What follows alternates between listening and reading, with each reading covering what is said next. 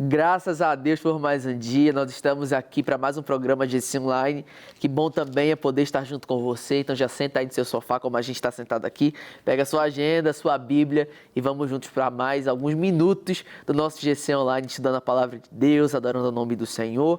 Mas antes de nós iniciarmos, vamos então fazer uma oração. Amém? Senhor Jesus, obrigado por mais essa oportunidade que o Senhor nos concede de estarmos reunidos aqui nesse momento tão precioso. Que o Senhor mantenha nossa mente concentrada e nos dê a clareza, o discernimento da Tua Palavra para que nós possamos nos alimentar de todo esse banquete que o Senhor nos propõe hoje. Em nome de Jesus. Amém.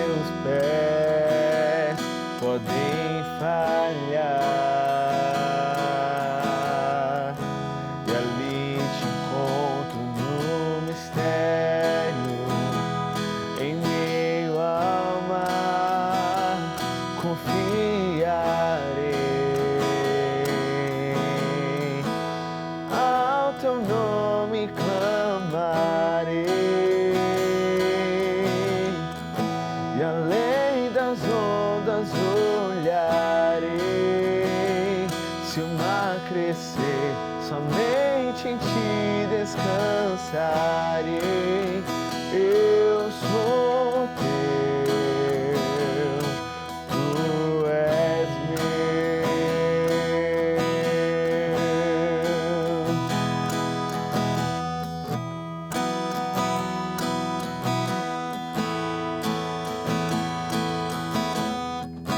Tua graça cobre os meus temores, tua forte mão me guiará. Se estou cercado pelo medo, tu és fiel, nunca vais falhar. E ao teu nome clamarei, e além das ondas olharei. Se o mar crescer, somente em ti descansarei, pois eu sou teu e tu és meu.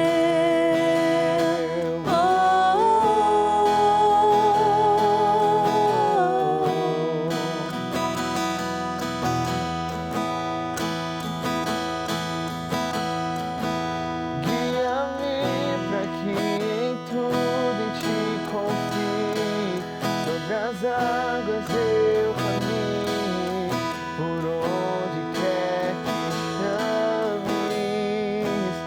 Leva-me mais fundo do que já estive, e minha fé será mais firme, Senhor, em tua presença.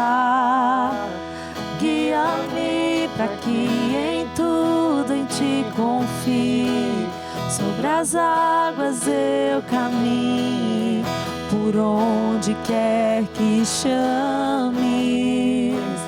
Leva-me mais fundo do que já estive, e minha fé será mais firme, Senhor, em tua presença. Que o Senhor nos guie nesse oceano de graça sobre a nossa vida, nesse momento, em nome de Jesus. Vamos lá para a nossa lição, então. Hoje aqui no estúdio comigo estão a pastora Lívia Daniele, a Fernanda Lucas, o Alisson Borges. Eu sou o Matheus Almeida. Vamos juntos, então, navegar aqui nesse tema tão maravilhoso. Hoje nós vamos falar sobre os falsos profetas. Abra sua Bíblia no livro de Romanos, capítulo 16, versículo 17 ao 24. Esse é o nosso último GC Online sobre o livro de Romanos.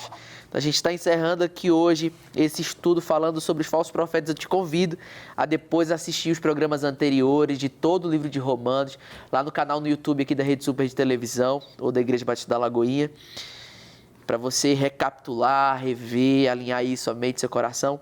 Mas hoje a gente vai encerrar então esse livro falando desse tema tão importante. Romanos 16, do 17 ao 24. A palavra do Senhor diz assim: recomendo-lhes, irmãos, que tomem cuidado com aqueles que causam divisões e colocam obstáculos ao ensino que vocês têm recebido.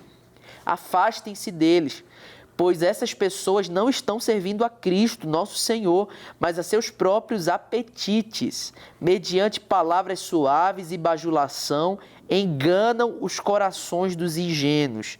Todos têm ouvido falar da obediência de vocês, por isso estou muito alegre. Mas quero que sejam sábios em relação ao que é bom e sem malícia em relação ao que é mal. Em breve, o Deus da paz esmagará Satanás debaixo dos pés de vocês. A graça de nosso Senhor Jesus seja com vocês. Timóteo, meu cooperador, envia-lhes as saudações, bem como Lúcio, Jason e Sosíparo, meus parentes. Olha aí, ótimo nome, né, como o pessoal fala para colocar nos seus filhos. Eu, Tércio, que redigi esta carta, saúdo vocês no Senhor. Gaio, cuja hospitalidade eu e toda a igreja desfrutamos, envia-lhe saudações. Erasto, administrador da cidade, e nosso irmão Quarto enviam-lhe saudações. Que a graça de nosso Senhor Jesus Cristo seja com vocês todos. Amém. Amém. Glória a Deus. A falsidade é algo que rondou muito a igreja primitiva e ronda muito a igreja dos nossos dias. São falsos mestres, falsos profetas, falsos apóstolos, falsos cristãos, são falsos muitas coisas, né? E ali naquele período da igreja primitiva, é um período tão sensível, porque era o período em que os primeiros cristãos estavam sendo formados, o verdadeiro conhecimento, a verdadeira revelação de Cristo estava se espalhando sobre as cidades do mundo habitado na época. E enquanto crescia e avançava a mensagem do Evangelho, também cresciam as pressões contra a verdade do Evangelho. Então os falsos ensinos também começaram a se espalhar. Os falsos profetas começaram a viajar e querer encontrar, né, repouso, refúgio nas igrejas cristãs. E ali então eles queriam plantar, semear o falso evangelho, semear as falsas verdades, semear os falsos ensinos de forma a seduzir aqueles irmãos que já estavam, né, que já conheceram a verdade, estavam andando na verdade. Eles queriam seduzir esses irmãos a se afastar dessa verdade, seduzir esses irmãos a abraçar agora um novo conceito. Era o caso, por exemplo, dos gnósticos na igreja primitiva, que estavam tentando dizer que os cristãos não precisavam de Cristo e de algo a mais, de uma experiência superior, de um esoterismo, de uma sensação a mais para garantir a salvação, quando na verdade sabemos que a salvação é somente pela graça e pela fé em Cristo Jesus. Então nós vemos aqui os falsos ensinos seduzindo os irmãos, seduzindo os cristãos, querendo seduzir, e Paulo fazia esse alerta aos irmãos de Roma: gente, cuidado com esse pessoal aí que está tentando com palavras bonitas, com um jeito diferente, convencer vocês de uma nova verdade. Cuidado com esse pessoal que abusa muito aí de algo que não é muito coerente com a mensagem do Evangelho para conquistar vocês. Cuidado, tenham o coração, a mente guardada. Se encham da palavra, se encham da verdade, do verdadeiro ensino, para que o falso ensino não encontre espaço, não encontre lugar no meio de vocês. Então, né, pastora Lívia, a gente precisa se prevenir contra isso. Assim como Paulo ele fala de uma forma a prevenir a igreja de Roma, nos nossos dias nós precisamos também nos prevenir contra os falsos ensinos. Porque os falsos profetas, os falsos mestres não eram uma particularidade da igreja primitiva, né? Nos nossos dias nós lidamos também com falsas doutrinas, com falsos conceitos que se dizem bíblicos, mas não são. Então nós precisamos desse discernimento da verdade. E como que a gente vai encontrar esse discernimento? É buscando a verdade, né? Porque a mentira se combate com a verdade, né? A busca do entendimento da verdade da palavra vai ser um remédio para essas falsas doutrinas que estão por aí, sobre que é proferida através desses falsos profetas, né? E eu gosto de dizer que, assim, é fácil da gente identificar que quando a pessoa prega o evangelho, que não tem cruz, não tem santidade, não tem negar a si mesmo, não tem se arrepender, não tem nada disso, então é um falso evangelho. Porque não adianta a pessoa falar, Deus ama todos, Jesus te ama, Jesus é maravilhoso e tudo, se a pessoa não prega o evangelho completo. O evangelho completo vai me levar a um lugar de santidade, de consagração, de me render, de me arrepender dos meus pecados e viver de fato uma verdade, que é o evangelho. Quando a pessoa começa a falar só das flores do evangelho, esquece do lugar da cruz e desse lugar que a gente, de responsabilidade cristã, de viver uma vida reta, de santidade, de consagração, então essa pessoa que nunca prega essa parte tem que ficar de olho, porque é uma falsa doutrina, é um falso evangelho, porque ela não está pregando o evangelho todinho, né? Tem que ser o evangelho completo, o evangelho genuíno, porque se ficar cortando a Bíblia para falar aquilo que é conveniente para os ouvidos, para eu agregar multidões ao meu redor, ou para eu ganhar vários seguidores no Instagram e começar a falar só de um evangelho fofinho, isso vai fazer com que muitas pessoas não alcancem a salvação, porque não é o evangelho completo. O evangelho tem que ser pregado de forma íntegra, totalmente. Exatamente. Então é fácil da gente identificar. Se uma pessoa só fala da coisa das florzinhas do evangelho, então o negócio está errado. Exatamente, porque é o evangelho que salva, né? O evangelho é poder de Deus para a salvação de todo aquele que crê. Então não é a nossa forma de falar, não é a nossa retórica, né? Não é querer trazer conforto. O evangelho não é um jogo de conquista emocional das pessoas. O evangelho é poderoso para salvar, é poderoso para transformar. Por isso que a gente não pode sair picotando o evangelho, né? Por isso que a gente não pode tirar partes do evangelho para agradar alguns e esquecer a outra parte. E aí a gente entra em uma outra questão que eu quero até jogar para você, Fernanda, que é essa relação entre uma mentira e uma falsa verdade. Porque às vezes uma mentira é muito fácil a gente identificar, né? Uma mentira, quem tem o conhecimento da verdade identifica muito fácil uma mentira. Mas e quando é uma mentira disfarçada de verdade? Quando é um negócio maquiado, né? É um desafio para nós hoje, porque às vezes a forma de falar maquia muito bem, às vezes o conteúdo ali em si, né, o tom, às vezes dá uma maquiada ali, nossa, é uma mensagem de Deus para a minha vida, nossa, que legal, como eu estou me sentindo. Eu lembro que uma vez eu vi, Fernando, o pastor Lipão falando que uma irmã chegou para ele e falou assim, nossa, pastor, eu comecei a ler a Bíblia, quanta paz eu senti no meu coração. E ele disse, irmã, você está lendo a Bíblia errado. Porque a Bíblia sim vai te trazer paz, mas antes ela vai confrontar você. Sim. Então, às vezes, a gente acaba abraçando esse evangelho só de conforto e a gente acha que a gente está vivendo na verdade. Quando, sim, tem conforto, existe alívio no evangelho. Porque o próprio Jesus disse, né? Vem a mim, você que está cansado, sobrecarregado, tome de mim o meu jugo que é suave, meu fardo que é leve. Sim. Então, há conforto, há refúgio. Mas não se resume a isso, não é? E aí a gente já está vivendo a verdade, mas é uma mentira maquiada de verdade. Sim. Tem gente que tem aí o dom da oratória e que consegue manipular, a gente passa por isso mesmo. Eu consigo ser enganada, por exemplo, se eu sentar aqui agora com um médico, apesar de eu ter assistido 17 temporadas de Grey's Anatomy, ele vai falar sobre coisas que ele pode falar uma mentira cabeluda para mim, eu vou acreditar, ou uma falsa verdade, enfim, porque eu não tenho conhecimento. Mas eu acho que tudo aquilo que se trata do evangelho, a gente tem 100% de responsabilidade, sabe por quê? A gente tem uma Bíblia, um manual inteiro, de Gênesis a Apocalipse, que tudo que a gente precisa saber a respeito de Cristo, a respeito do evangelho, está ali. Então, a gente não pode ser enganado. Então, como que a gente não vai cair nessas falsas verdades e nessa mentira? Como que a gente vai saber discernir, ainda que seja alguém que fale ali, floreie, fala uma parte do que é verdade, enfia uma mentira no meio, de uma forma bonita, conhecendo. E é nossa responsabilidade como cristão, a gente não pode fugir disso, a gente não pode entregar essa responsabilidade para o outro. Ainda que você esteja começando agora na fé, você precisa ter uma vida devocional, você precisa buscar tem que ser um princípio, uma prioridade na sua vida. E essa é a única forma da gente se manter sempre reto naquilo que Jesus ensina. E é óbvio, gente, que não é só flores. Flores vai ser no céu.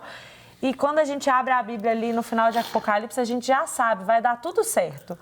Mas os momentos de tribulação, eles vão acontecer. Mas até dar certo é muito perrengue, né? É, muito perrengue, faz parte. Exatamente, exatamente. Então não se deixe enganar, né? Não se engane, mas busque conhecimento da verdade, busque conhecimento da palavra de Deus. É interessante que existe uma cidade chamada Bereia que é elogiada, os crentes bereanos são elogiados. E a Bíblia fala, né, lá no livro de Atos, né, que eles eram superiores aos de Tessalônica, porque enquanto Paulo pregava em Bereia, os irmãos iam lá, iam para a Bíblia e consultavam isso, né, conferiam se estava certo mesmo, se era essa a realidade, se ele estava pregando a verdade da palavra de Deus. E os irmãos bereanos são um grande exemplo para nós. Ninguém é perfeito. Nós 4 aqui, nós não somos perfeitos. Nós corremos o risco de, em uma vírgula aqui, mudar algum conceito de alguma coisa. Então tenha a sua Bíblia em mãos. Leia a sua Bíblia, confira na sua Bíblia. Porque não é o que as pessoas dizem que é a nossa única regra de fé e prática. É a palavra de Deus. Só que, infelizmente, diante de tudo isso, algumas pessoas insistem em persistir no erro. Algumas pessoas, mesmo sabendo que existe uma verdade na palavra de Deus, elas querem continuar ensinando a coisa errada. E aí, qual que é o limite disso, não é, Alisson? Porque também é mais um desafio. A gente precisa ter paciência, né, com os nossos irmãos, a gente precisa ter cuidado, ter cautela, amar, investir, exortar em amor, a gente precisa alertar, olha, esse caminho que você está indo aí está errado. Mas, ao mesmo tempo, será que existe um limite de convivência com quem está querendo persistir no erro ao nosso redor? E o próprio texto aqui fala sobre se afastar, sobre não tolerar esses erros. A gente vê também no livro de Mateus, capítulo 18, 15 ao 17, quando os discípulos são ensinados, olha, se o irmão está em erro, vai até ele e confronta. Se ele não aceitou, leva mais 2 ou 3 com você, vai lá confronta novamente. Se ele não aceitou, traz para o público, traz para a igreja, para ver, né, se ele se arrepende. Se ele não se arrependeu, aí você vai considerar ele excluído. Aí você não vai manter a convivência nesse sentido aqui de comunhão, porque não tem Cristo no meio, não tem arrependimento. Então, chega um momento que não é para se tolerar mais. E quando a Bíblia fala sobre falso ensino, fala sobre não tolerar o falso ensino, não tolerar, tem algumas coisas que a Bíblia fala para a gente não tolerar, né?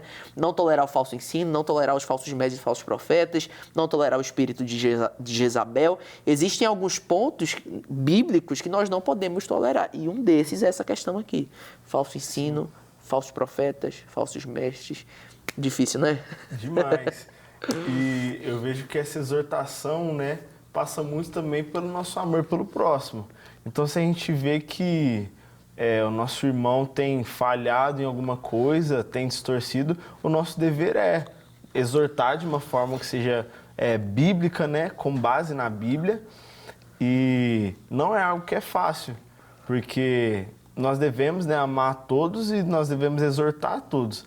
Só que, igual a Bíblia vai falar, a partir do momento que o nosso irmão não quer aceitar essa verdade, que ele quer se afastar dessa verdade, aí nós temos que ter a consciência de que a gente fez a nossa parte também e que aquilo lá talvez vai ser do cara com Deus e a gente vai orar pela pessoa. Sim. A nossa parte de exortar, de aconselhar, a gente fez, né? Sim. Mas quem convence é o Espírito Santo, né? Exatamente. Então a gente não tem esse poder de tirar algo da mente da pessoa e colocar aquilo que a gente acha. Então, a gente tem que fazer a nossa parte também, sabendo que Deus nunca vai deixar de fazer a parte dele. Exatamente. Eu quero fazer só um adendo na fala do Alisson. Existe um termo hoje em dia muito comum que é passar pano, né? Sim. E às vezes a gente passa pano porque é tão chato ter que ficar falando, pô, não tá legal, você não pode fazer isso. É desconfortável. Desconfortável? Desconfortável. Mas aí eu sempre me lembro do caso de Ananias e Safira. Safira, ela recebeu o juízo de Deus porque ela foi conivente com o erro do marido dela. Não foi ela que errou, propriamente dito, assim, mas ela foi conivente. Então a gente não pode ser conivente com essas coisas, né? A gente tem que fazer, não pode passar pano. Exatamente. Tanto que a gente vê lá no início do livro de Romanos, né, quando fala sobre as práticas as práticas condenáveis que o próprio Deus diz, né, que abandonou esses homens, essas pessoas, a viver os seus próprios desejos e prazeres. E aí tem uma parte também que fala sobre a condenação das pessoas que não apenas, né, sabem, mas aprovam a prática. Quer dizer, eu não tô cometendo ato, cometendo delito, mas eu estou aprovando quem está cometendo. Eu sou cúmplice. Eu estou passível de condenação da mesma forma, né, porque eu estou justamente sendo conivente com isso. E aqui Paulo está falando de coisas essenciais, porque a gente comentou uns GCs atrás. Sim. Que Paulo estava confrontando, né, o pessoal sobre discussões de assuntos não essenciais, de coisas que eram secundárias. Aqui ele já está trazendo coisas que são principais, que são pilares na vida cristã. Então, sobre isso, a gente tem que estar atento, porque as más conversações corrompem os bons costumes. Exatamente. Não devemos nos assentar às rodas dos escarnecedores, porque uma vez que a pessoa ela é convicta de uma coisa que não é o evangelho, como é que vai ter comunhão entre luz e trevas? Né? O meu papel em relação a isso é como o Alisson falou, é orar para que o Espírito Santo ilumine aquela vida, para que ela tenha um entendimento do evangelho genuíno, mas não tem como eu compactuar com ela, senão eu vou cair nesse perigo aqui que a gente está conversando. Exatamente, né? Exatamente. Então tem que ter cuidado com esse negócio aí, né? Tem que ficar alerta, porque aquilo que é essencial a gente não pode negociar. Exatamente. É uma famosa frase que eu acho muito interessante. Não negocie o inegociável. Tem coisa na nossa fé que a gente não pode negociar. E os pilares da doutrina cristã não são negociáveis. Nós precisamos nos manter firmes nos princípios e nos fundamentos da palavra de Deus. Por quê? E aí é interessante como Paulo ele trata aqui no versículo 20, dentro desse contexto, né? Em breve o Deus da paz esmagará Satanás debaixo dos pés de vocês. É porque o falso ensino é uma estratégia satânica para neutralizar a força da igreja. O falso ensino é uma estratégia do mal para querer desestabilizar o povo de Deus. Então vem querendo trazer algo às vezes muito bonito, como a Fernanda falou, floreada, aquela coisa bem trabalhada, mas que ao invés de edificar a igreja, está enfraquecendo ela, porque o falso ensino nos faz perder tempo olhando para a gente, quando nós devíamos estar olhando para Cristo e tendo Cristo como o nosso molde, como o nosso modelo de vida. Então sim, em breve Deus da paz esmagará Satanás, porque Satanás está querendo enfraquecer a igreja, mas o Deus da paz é mais forte do que o Satanás que quer enfraquecer a igreja. Então, um dia, ele até tenta, mas ele já está vencido, ele já está derrotado. E um dia isso será completo, por meio da nossa redenção completa. Mas nós não podemos ceder a essas estratégias do inimigo, né, para querer tirar de nós a força do ensino da palavra de Deus. E isso, né, como eu falei, a igreja primitiva lidou, a igreja por todos os séculos da história do cristianismo lidou com esses falsos ensinos. A gente ouve muito falar sobre o período da Idade Média e tudo aquilo, né, tudo aquilo que a igreja se sujeitou e se corrompeu por conta justamente desses equívocos de quando a igreja foi ali oficializada pelo Estado e toda aquela questão. E até os dias de hoje, todo falso ensino, toda falsa doutrina descaracteriza a beleza da igreja, descaracteriza a força da igreja. E nós não podemos ceder a isso, né? E na contemporaneidade, nos nossos dias, nós também lidamos. E algumas características desses falsos mestres e falsos profetas é que eles negam a centralidade e a suficiência das Escrituras, por exemplo. Eles descredibilizam a palavra de Deus como palavra de Deus. Eles vão dizer que a Bíblia precisa ser atualizada, por exemplo. Eles vão dizer que as Escrituras, né, são insuficientes. Isso é uma mentira, né, que tenta enfraquecer a verdade da palavra. Eles também se colocam como centro da igreja, se colocam como, né, essas pessoas a quem os fiéis, a quem os crentes devem honra, devem glória. Eles distorcem a Bíblia para atender os seus próprios interesses. E são tantas outras características que você pode estudar e observar desses falsos profetas dos nossos dias. Que o Senhor nos guarde, que eu e você tomemos a nossa posição também de nos guardar diante da sedução do falso ensino nos nossos dias. Amém? Glória a Deus por isso. Nós vamos orar concluindo o nosso GC Online de hoje. Mas como sempre, a palavra de Deus, o ensino da palavra de Deus visa nos fortalecer. E que em nome de Jesus você seja edificado nesse momento por essa palavra, seja despertado, seus olhos se abram para que a sua vida esteja unicamente firmada nas Escrituras Sagradas.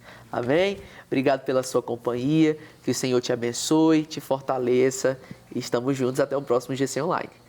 Senhor Jesus, obrigado, Deus. Obrigado pela Tua palavra que é viva e eficaz, poderosa. Obrigado por falar aos nossos corações. Obrigado, Senhor, pela vida de cada um dos meus irmãos que estão aqui comigo, por aqueles que estão nos acompanhando, nos assistindo. Que a Tua bênção, a Tua proteção, a Tua provisão alcance cada um deles nesse momento. Em nome de Jesus. Amém. E minha fé será mais firme, Senhor, em Tua presença. Guia-me para que em tudo em Ti confie. Sobre as águas eu caminhe, por onde quer que chames. Leva-me mais fundo do que já estive, e minha fé será mais firme, Senhor, em Tua presença. Ao Teu nome clamarei, e além das ondas olharei. Se o mar crescer, somente